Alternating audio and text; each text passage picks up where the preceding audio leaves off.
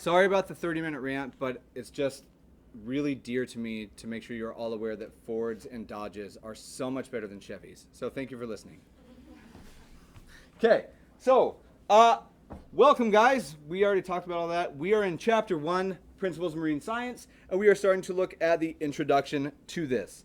Now, right off the bat, you guys, when you see the word marine, I assume we probably think the same thing, but if we talk about marine fishes, for example, which it's super irritating, but fishes is the plural of fish, just so you're aware, the types of fishes that exist in the sea, that's the correct grammar, it just feels wrong. What's marine science? Without just reading your text, there's like a million answers that you might come up with, and they're probably all going to be right to some degree. You get 60 seconds, talk with your neighbor, pick somebody to write it down or jot it down. I want each table here, or each group of 4 if you're turning around. What is marine science? Like, what do you think of? What are we going to study? What does a marine scientist do is a question at hand. Go. Okay, now I can only hear a little bit. I try my best to not like come and just like eavesdrop. That's never my intention. My teacher ears will catch things if it's like bordering on inappropriate. Like, even if I'm not listening to you and I hear an F-bomb, like I notice it. I haven't noticed it yet, so maybe I don't. But looking at that, somebody give me an example. What's something that a marine scientist may study? What about fish?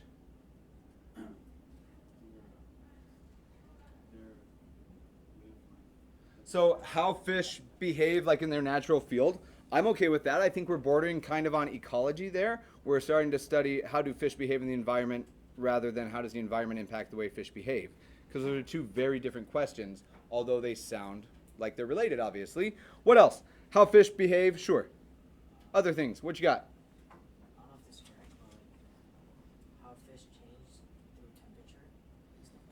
Oh, interesting. Or like the study of sea life and like how it's called like how they migrate and stuff. Okay, so you're looking at very specific physiological ways that marine animals, whether they be fish or mammals or whatever, might behave. Okay, I agree with both those answers. Anybody have something other that we can link? Are our oceans healthy right now? They could be healthier, I would assume. They could probably be less healthy as well, though. Is a marine scientist's job to study that also? So maybe there's a little bit of chemistry stuff working in there.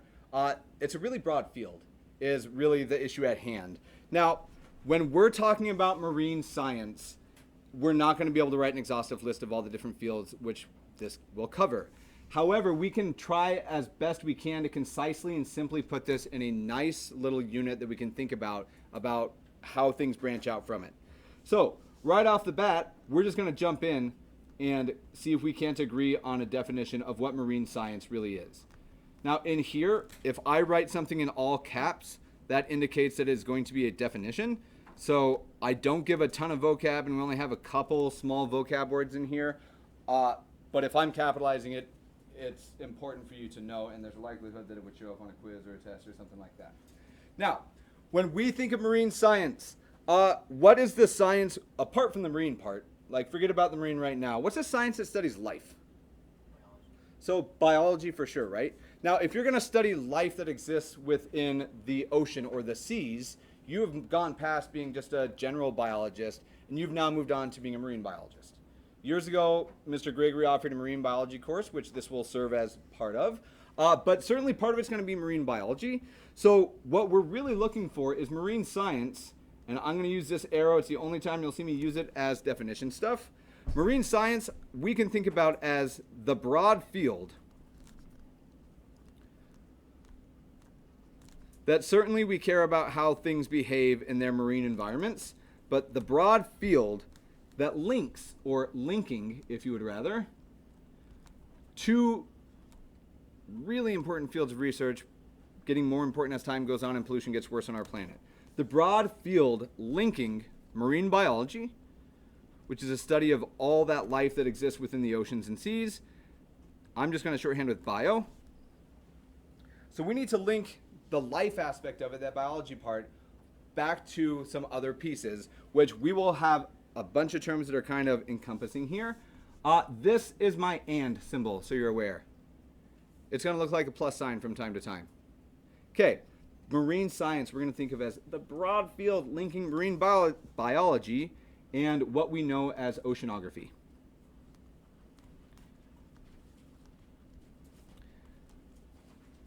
Now, I did not ask every single group to give me examples of that. But if you look at the answers that you and your neighbors came up with, do you agree that it probably fits within one of those two? It's either going to be marine biology or oceanography is really broad as well. Oceanography meaning what? You're not going to be wrong if you just go with your gut on what we study in oceanography. The science of the oceans, right? There's a bunch of different ways that that can work. It can be geologic, which we'll break into those specific ways later. It can be chemical. There is a ton of information. It's like 70% of our planet, right? So there's obviously information there that must be studied. Okay, now beyond that, we can sneak in further, and I don't need us to write all these down, but I can write everything down, and you can pick and choose if that's what you would prefer. Will physics play a role in either marine biology or oceanography? What do you guys think? Will physics play a role? Does water have temperature? Is temperature change as you move throughout the ocean, not only with latitude and longitude, but as you move in depth?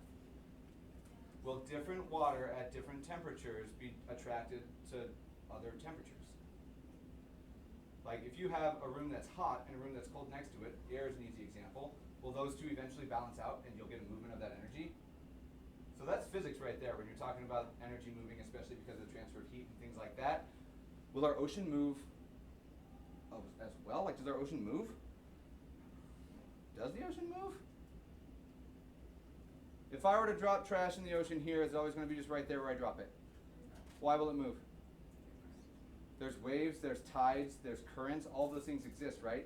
We're not going to go into the super hardcore physics of like exactly how these things work, but you have to talk about physics if you're going to talk about marine science and oceanography as a whole. Now, animal behavior, obviously, ecological health, all those things are things that we will wind up studying in here. Now, within science and academia, just as general, there are times when you're learning to solve particular problems. Like that's engineering at its purest form, is how do we solve this particular issue that we're faced with? Are there times where academics is purely for the sake or for the love of knowledge? From time to time, I think so, I sure hope so. As we move forward with this really broad field still with marine biology and oceanography, I want us to make sure that we are always considering and thinking about what the practical uses of some of these things might be. So practical study or application of marine science. Now, there is a ton of stuff that might get thrown in here, and I don't always want to make you guys just list everything out because it's just a guessing game sometimes, depending on how broad the question is. But has anybody ever studied marine science, do you think, because they appreciate the beauty and the mystery of the oceans? Like, some people find it, hopefully everybody finds the ocean scenes like beautiful and hopefully awe-inspiring. I can write it down if you want to, but certainly some people study it because they appreciate the beauty. Are there people who work within this field because they want to spend as much time as they can on the sea because it's like an awesome adventure? You can work on the ocean, you can work in the Caribbean, somewhere where it's hot, do a lot of crazy stuff, whatever you might be doing. You can get on an icebreaker and go up north or way down south. Adventure is certainly a valid way. As we're going through here, there are a lot of questions that are going to wind up. You don't have to write everything. I'm just going to say beauty, just as a kind of catch-all there. Beauty and adventure, I suppose. Okay. Beyond that, if you're looking at it, real quickly, do we talk about religion a ton, you think, in this class? Do I care what your religion is? Not at all. Do you care what mine is? Somebody said yes, you're wrong. Do you care what mine is? And you might care, but I'll tell you, I will never give any sort of insight onto what I believe personally. That's not my job. You are people that get to form your own opinions, and I'm not going to influence that. However, there are going to be things here that maybe people don't love talking about. It's kind of uncomfortable. One of the big questions is life on this planet came from somewhere, right? Like, regardless of what you believe outside of this classroom, from a scientific viewpoint, where did life begin? So probably in some sort of primordial hot soup is kind of the prevailing theory. You can get certain conditions with atmospheric pressures and temperatures where proteins will start to arrange themselves into proteins. That is not life, but it's one of the building blocks of life. Now, early Earth. we were pretty hot, like super duper hot. We were molten rock for a long time, and then our friendly neighbor planet presumably slammed into us, and a bunch of stuff ejected off, and it formed the moon, and we were just this big molten ball. We're not just a big molten ball anymore. We're not just a ball of land. Somehow, over that beginning phase of our Earth, we got a bunch of water on this planet. How? How do you think water got onto our planet? I don't care if the answer is wrong. What's your gut say? What do you think? Probably space is cooling, probably because like stars, it's like probably freeze, something like that. Can you say that again? I'm sorry. I think because since space is cold, probably when the moon hit it, probably triggered something. Okay, so definitely, so I'm going to reword that just a little bit. The Earth gets bombarded by stuff. We've been around, the planet's been around, not me personally, well, maybe. The planet's been around for a long time. And in that time, there's been a lot of stuff that's collided with our planet. It's led to a bunch of different extinctions. Comets are made of what primarily? So big, so not stardust, that's an awesome answer though. Big balls of ice is all they are. Because like most of our universe is just hydrogen, and it turns out if you just put hydrogen together with oxygen, you get water. So over millions and billions of years, we've had comets hitting our planet, and when they hit a molten ball, they obviously start to melt, and you start to get water that turns to steam inevitably. When volcanoes erupt, what do they eject? Lava, certainly. Ash. Are there a bunch of gases that come out as well? Do you think hydrogen and oxygen might be those gases, or part of those gases at least? That given the right atmospheric conditions can combine and condense to help rain for millions and millions of years on our planet. Where it came from, all that water, we'll never know for sure. Obviously, like we weren't there, we can't see it. But it is believed that in the early stages of Earth, there was a ton of water above most of the land. Like if there was any land showing at all in the early stages. And if early life were to develop in that situation, then early life must have formed within that water, right? So if we're looking at practical applications of this, and you are an evolutionary biologist and concerning yourselves with those big questions like where does life come from, rather than a philosophical point of view, I think that it's completely valid to think that chemical oceanographers might be looking towards the ocean for the origins of life. It would be silly to think that somebody who's studying primates is going to check coral reefs. Like, that'd be odd to think about it. Like, no, obviously not. So we won't deal a ton with this. We'll certainly see evidence and look at some of the evolution and adaptation that, you know, animals and everything goes through on our planet. But worth mentioning that maybe if that's something you're super into, chemical oceanography might be worth studying. There's other reasons that people look towards the ocean. Why else? Maybe economic purposes that somebody would ever want to study the ocean from a scientific point of view. Does the ocean make money for people? For sure. So it would be like silly if we just said, hey, these are all just really altruistic ideas. Wealth production is a huge practical application of many things marine science. When we think of making money off the ocean, or if you never have, when you think about it right now, how? Where does money come from in our oceans? How do you take your physical time and labor and turn it into money through the ocean? Obviously, the fish industry, right? That is a big one. You do not have to be, I don't think, a marine scientist to work on a boat to fish, right? Where on earth would the marine scientist or the marine biologist come in with that? How is it related to the fishing industry? If I had enough money to buy a big fancy fishing boat and I went out and started fishing, can I just go get whatever I want and sell it for whatever price I want?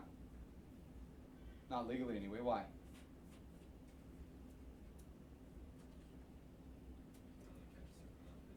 Why? Yeah, if we catch all of one type of fish, we might destroy it for ourselves and for everybody else, right? Like, we obviously have to set quotas based on some sort of scientific method. Fishing, certainly, though, take a shot in the dark how much money Alaska's fishing industry is worth? Every year, how much money do you think Alaskan and only Alaskan ships bring in? It's like $250 million, like $250 million just in this state. Now, The good news is that that's not the only place, or yeah, I suppose it's good news. It's not the only place that the ocean can make us a ton of money. How else, other than just harvesting, food from the ocean and selling it, can it help us make money?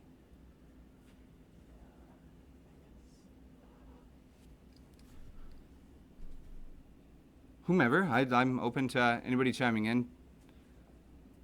What you got? Transportation, holy cow. Shipping lanes worldwide are certainly there. If you want to maybe save millions of dollars on fuel over the course of a year for your company and your fleet, if you understand how those currents work and that oceanography or oceanographer can let you find the fastest lane through, like why would you go against the current if you didn't have to, right? Obviously there's money in that shipping thing. Thank you very much for that. Anything else? Get louder. I didn't hear that other than just a little bit of talking. You guys ever been on vacation somewhere on the ocean? Hey, tourism and all that sort of recreation stuff, it is a huge industry worldwide. Less as you get up here, depending on the time of year, but we'll say tourism, certainly. If you want to know where you can develop stuff without hurting your shipping industry and hurting your fishing industry, then obviously you're going to need some ecologists coming in to study and see the impact of what you are doing as far as construction and stuff goes. Last one, there's actually a couple more that I think we could talk about. Down in the Gulf of Mexico and the Arabian Gulf, I'm trying to think of the actual name, Gulf of Qatar? I don't remember the exact name. What do we get a lot of from the seafloor? Not a ton of in Alaska, but maybe elsewhere in the world. Holy energy production through oil, right? So we get oil and a ton of it on offshore rigs. Estimated, this is not like a real calculated number, worldwide, directly from the ocean, including these categories and other ancillary categories, $20 trillion every single year is what the oceans generate to our global society, which $20 trillion is absolutely insane. Okay.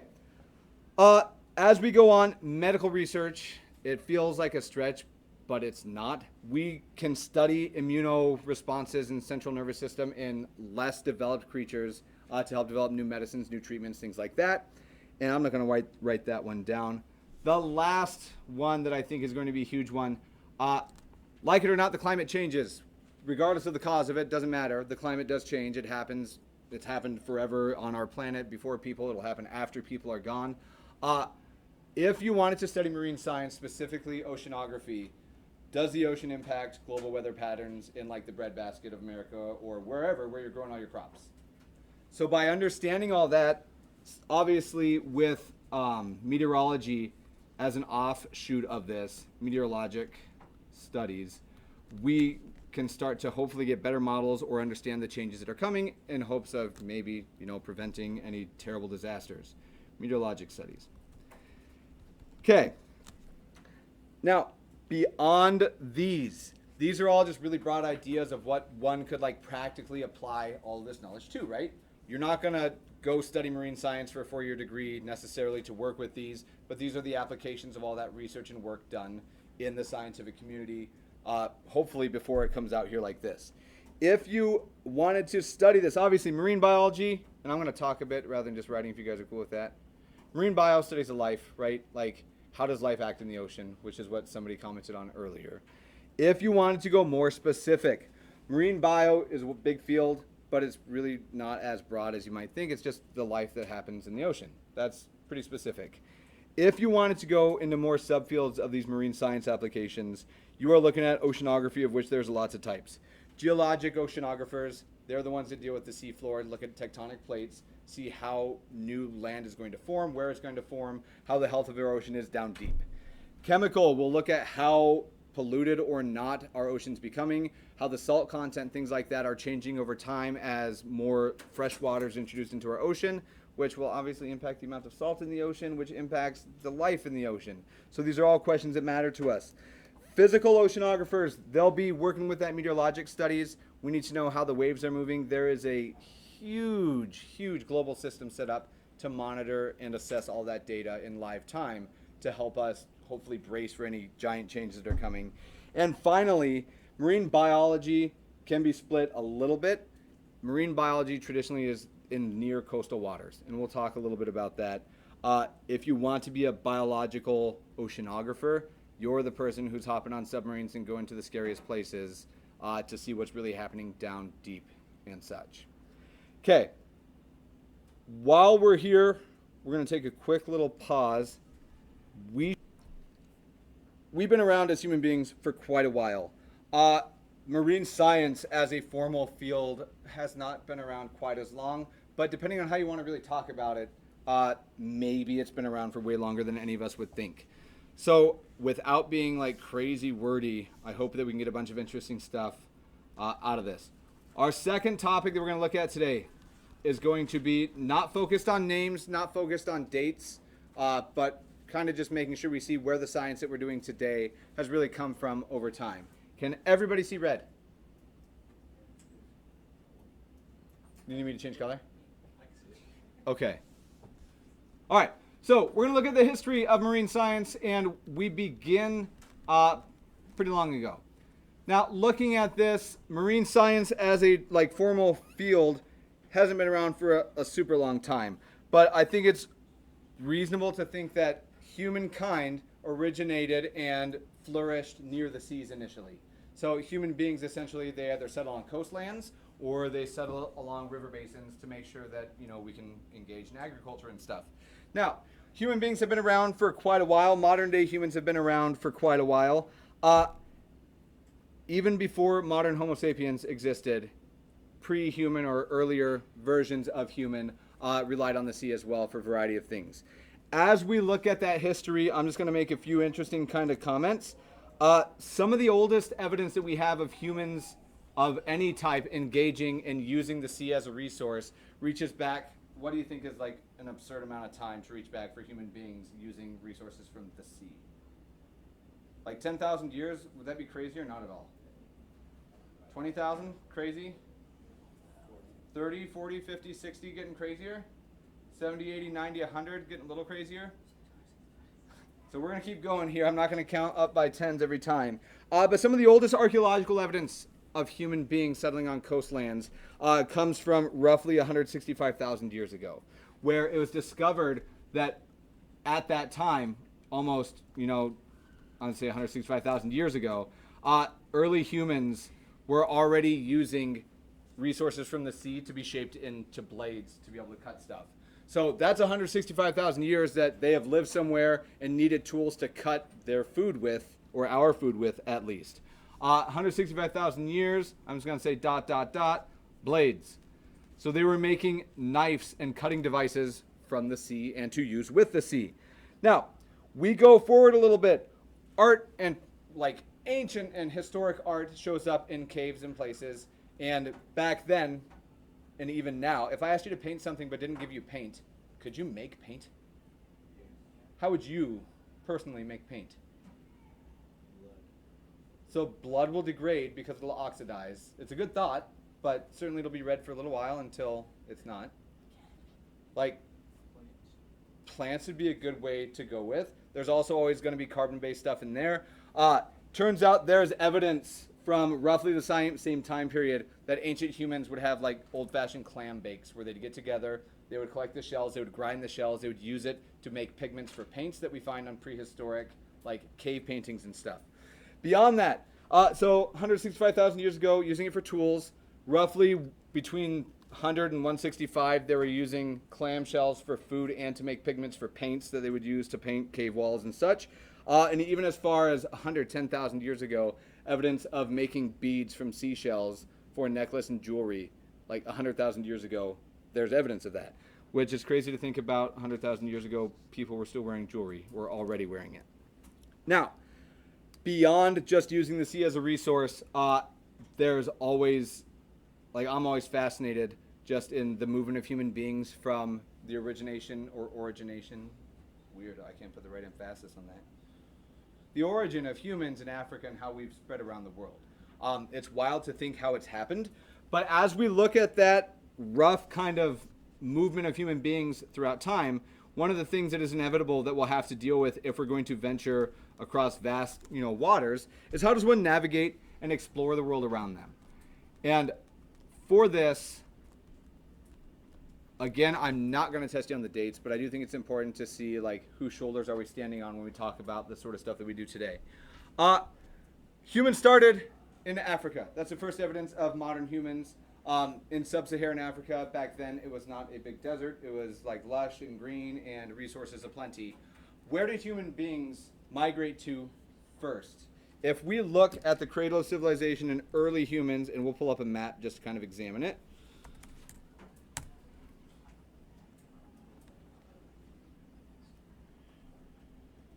Okay, so we can't just, like, we'll say forget about political borders. We are early human. And we have a small population that's eventually going to spread to, the 8.5 billion that we are today. And we start in Central Africa. We're going to settle on the coast because resources are more abundant if you're along the coast. It makes sense. There's fish there. There's food. Where do you go if we're on the east coast of Africa? If this is where early humans started from, where might you go? There's not a wrong answer. Like any answer you give will be okay. You might go south, right? You might start occupying these sorts of lands. Now I heard northeast. Love the idea. There might be issues. Obviously we can't see what the vegetation was at that point in time, not in this map especially. But if I'm sitting over here in Ghana and I'm going to start working my way up, do I really want to walk through what could potentially be thousands and thousands and thousands of miles of desert? Probably not. Now, again, the vegetation might have been different, or was different at that time. But we have evidence that humans began migrating, working their way up the east coast of Africa. From leaving Africa, they went where? Sorry, the west coast. I misspoke a second ago. So if we go up the west coast of Africa, we are going to eventually wind up in Europe, and we're going to get populations starting to grow and prosper there. Once we've made it to Europe, we branch out, right? We have the opportunity to reach all the way through Europe over to Eurasia and Asia. We start to get larger populations. Eventually people got where? They went through Russia and wound up here somehow. Yeah, the land bridge was there, right? The Ice Age, like it was frozen, you could walk. And eventually the story goes, they started populating the Americas, right? Now, with that, nobody was around at the time to see where these people moved and when they actually began moving. But it is worth mentioning that for millennia, like multiple millennia, people have been living on the ocean and taking use of that. The earliest evidence of like sea-bearing peoples, you might have needed to go a little bit to get across the Mediterranean if you wanted to get from Africa to Europe. Or you could walk along the Mediterranean, you could start occupying the Middle East and the Indus River, and all those big civilizations eventually came around. When you think of ancient people using the ocean and maybe sailing the oceans, do you think of a specific group of people or any particular place in the world? You think it was the people in the heart of Europe that were the first ones to sail the oceans? So Vikings, later, we'll get to them, absolutely. Vikings did a ton of exploration. But I think there is a likelihood that human beings might have been in the Americas before crossing that land bridge. It's not the only way people could have gotten here. Now, if we instead wanted to get to North America and not cross over here, across the old land bridge, where would we have had to come from? Hold on, too many people at once, I'm sorry. Hey, thanks for smiling at least a little bit. Guesses? Are we good at geography or no? Okay, we're going to do a quick check here real quick. North America's a continent, I think.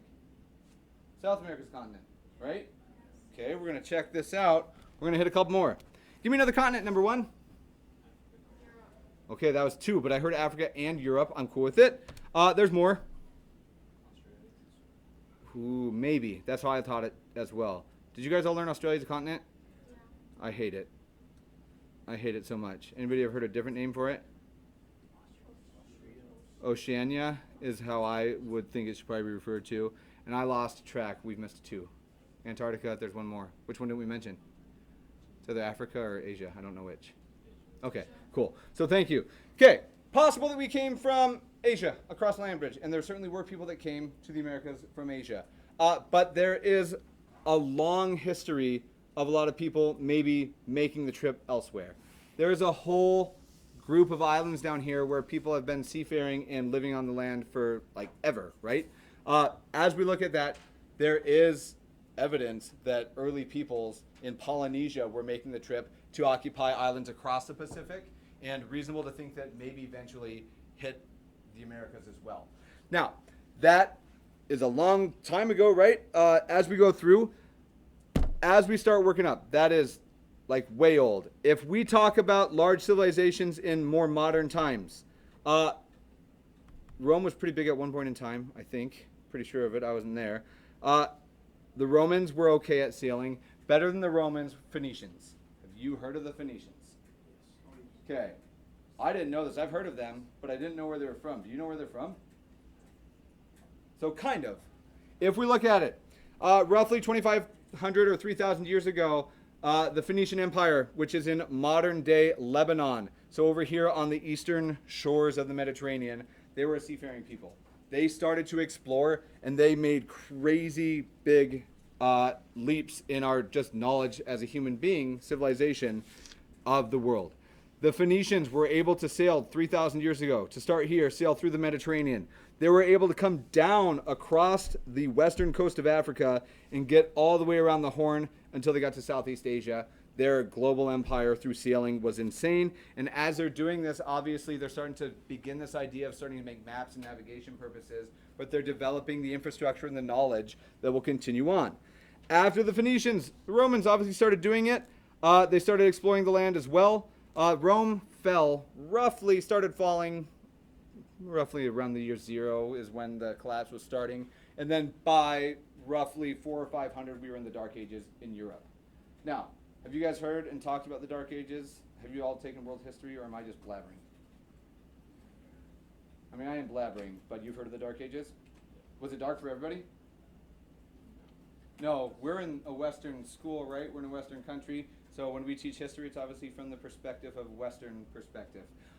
The Dark Ages should more aptly be known as the European Dark Ages, because while Europe was struggling to figure out how they wanted to operate, other places around the world were flourishing.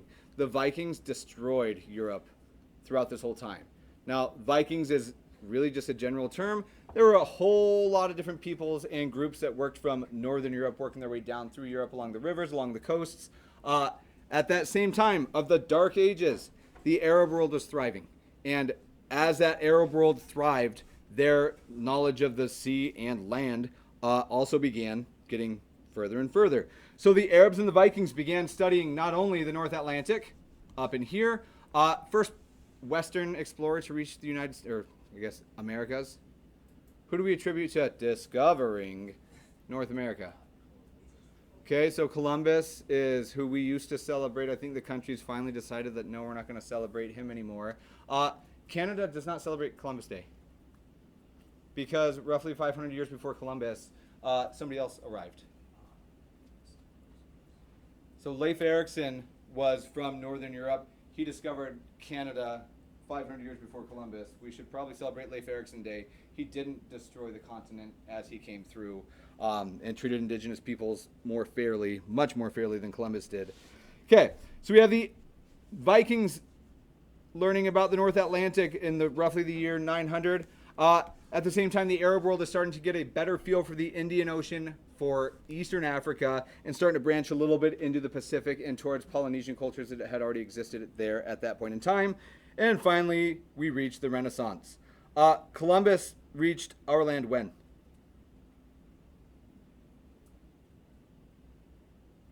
Anybody? Christopher Columbus sailed the ocean blue in 1400. Close. 92. It rhymes, but you're still there. Okay, so Columbus came, right? He did a lot of really nasty, terrible stuff, but he came over, destroyed the land, took a bunch of money, and went back over and lived fancily. At that time, 1492, it was a huge feat for European boats to be able to sail across the ocean. Huge for that to be able to happen. It didn't take long for that technology, like everything else, shipbuilding technology and sailing technology and knowledge, to just expand and explode. 1492 is the first time that Western or European explorers, other than Leif Erikson, were able to cross over the sea. Okay, it took only 30 more years for Ferdinand Magellan to complete the first recorded circumnavigation of our entire Earth. 30 years later, after Columbus, we had human beings sailing around the world after just barely making it over. Okay, now in that, if you think of the early days when people were getting on boats to go to different places, what was their main ambition, their main goal? If the year is 1500 and you're about to hop on a boat to go to the New World, what are you hoping to do when you get to the New World? So I heard conquer, maybe to explore. Do you think there was a whole lot of emphasis on biological studies and making sure that populations of these different animals were cataloged and we as humans were building that knowledge? Not even a little bit. Turns out it didn't start happening until fairly recently. The first European anyway, to really start looking at it and do more than just go and plunder and pillage and do all that stuff, who did still plunder and pillage, just for the record, was Captain Cook. James Cook got to Alaska, right? He came here. He sailed around. He was the first European to have recorded seeing the Antarctic ice fields. He was able to sail along the Antarctic coast and start to really notice that, hey, wait a second, there's more land down here that we'd never known about. Beyond that, he was the first European to take boats from Europe and see the places Hawaii, New Zealand, Tahiti. He started to get into the South Pacific and work in there. He was eventually, allegedly I wasn't there. I'm sure James Cook did some terrible stuff, but compared with Columbus, he was much more respectful at the time. I don't know enough historically about him to really tell you a strong opinion on him one way or the other, just for full disclosure. Eventually, he was killed, though. He must have done something that didn't sit right, which is okay if he's being a jerk. Okay, 1770, roughly, Cook is there. Now, beyond that, he still wasn't really focused on just advancing science. He wasn't there to just learn science. I'm trying to debate, because rather than just tell you this stuff, I'd rather just say, let's find somebody and make you research, but I can't because you don't have computers yet. Okay. Last one that we're going to talk about today, and I think that will be okay for today. I think so. Okay. In the early days, we're now going to skip ahead. We're like 1830s-ish. So we're there, and all of a sudden, there's a small push for people to start caring and wanting to learn more, not just about how to make the best maps and how to navigate and whatnot, but how do we actually start to study these animals just in the pursuit of knowledge? When we look at what are considered the early naturalists, people who boarded these ships that were going to do these map-making, adventures, there were people boarding it to only study the biological life that existed on our planet. One of the super famous names, the first big naturalist to publish extensive literature on it, Charles Darwin. Charles Darwin is known best for what? Say it again. So he didn't breed the animals, but he noticed something. Do you guys recognize the name Darwin? What's Darwinism? Evolution, right? Darwin's theory of evolution. Now, as he was going through, he was aboard a observation ship that was going through, but he was also starting to set up scientific theory for evolution, which, take it or leave it, it's your choice. But as we go through, he was also the first person to really categorize and see how the atolls in the Pacific were forming that are rings of this coral that the U.S. eventually did some crazy stuff with. Super important name, obviously, in the world of biology. Okay. I want to take a break because I've been talking for a long time. I don't want to skip stuff here. Is it better that we just talk like this, or do you want to actually actively engage and write notes and stuff for when I prep for finishing this? Or we can do the fun play with is today Wednesday or Tuesday? Okay. Tomorrow we're going to play with all the lab equipment stuff, so I can take pictures of you guys playing with all the lab equipment stuff, just so you know. And then maybe we'll intermix some of this, because this is kind of dry right now. Not going to lie, I'm not a history teacher. History is neat. But, okay, for tonight then, I'm going to ask you guys, and I'm going to let you, yeah, we only have 3 minutes. I'm going to ask you to do a small amount of research for me. I need you, yeah, I heard it, that's okay. You'll be all right, I promise. I can't promise, but I think you'll be okay. All right, I want you to write down the following expedition, and I want you tomorrow, after brief research, and not going to lie, since it's just really simple research, give me a basic rundown. There may be some tools online that this would be a good place to use, as long as you can write it in your own words as well. ChatGPT will probably be able to answer your questions for this evening. If it's just basic knowledge like that, I'm cool with it. You're not publishing, you're not writing. If we're going to use it, we should use it wisely. I want you to find the Challenger expedition.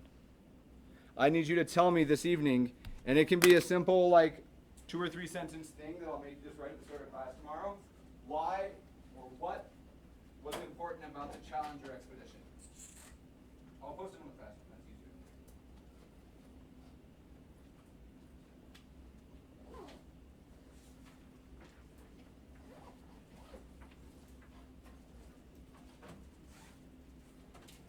easier. Okay. Tomorrow we'll be playing with all those lab equipment. We'll probably talk a little bit more about this. The history stuff's not the most exciting, but I get it. Okay. So you guys get like 2 minutes to just kind of chill for now, if you're cool with that.